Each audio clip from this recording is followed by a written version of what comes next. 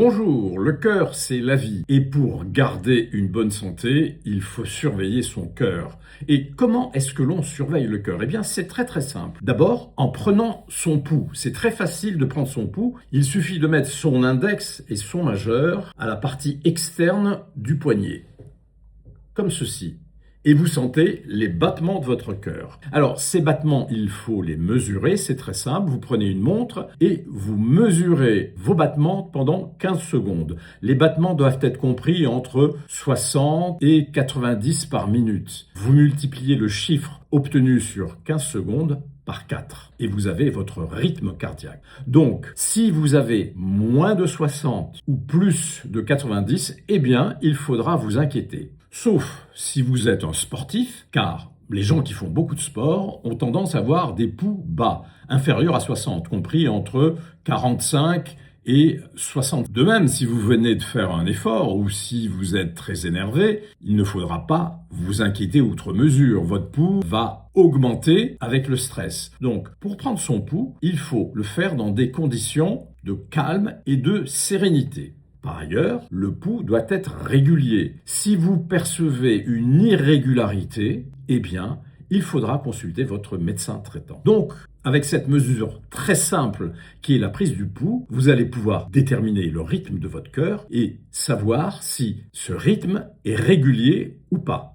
Et donc, en cas de problème, pouls trop bas, pouls trop élevé ou pouls irrégulier, eh bien, il faut consulter. Deuxième moyen de surveiller son cœur, c'est de prendre sa tension à l'aide d'un appareil comme celui-ci. C'est très simple et après un entraînement de quelques mesures, vous y arriverez très facilement. Chaque foyer devrait posséder un tensiomètre portatif. C'est très utile et ça permet de surveiller sa tension tout au long de l'année.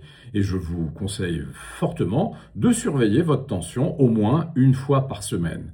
Alors, ce qui nous intéresse principalement, c'est le chiffre supérieur. C'est ce qu'on appelle la systolique. Vous voyez, le chiffre qui s'inscrira là, en face. Et ce chiffre, s'il est supérieur à 14 ou inférieur à 10, de façon répétitive, eh bien, il faudra vous inquiéter et cela doit vous conduire à consulter votre médecin traitant. Autre façon indirecte de surveiller son cœur, c'est de prendre son poids de façon régulière. Une prise de poids très rapide avec apparition d'œdème au niveau des chevilles doit vous inquiéter et vous conduire à consulter votre médecin traitant. En effet, il n'est pas normal de prendre du poids très rapidement ni que vos chevilles enflent de façon durable. Alors les chevilles enflées, ça peut survenir, bien sûr, quand vous êtes trop longtemps resté debout, quand vous avez abusé d'aliments très salés, mais des œdèmes de façon durable au niveau des jambes et des chevilles, cela doit vous inquiéter.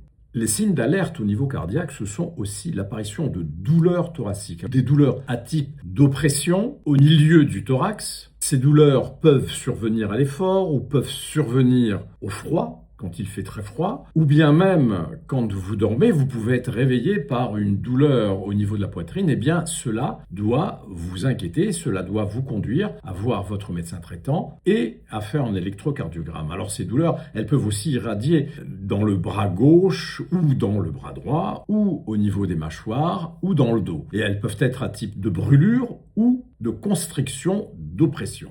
Dernier moyen de surveiller son cœur, c'est de surveiller son souffle.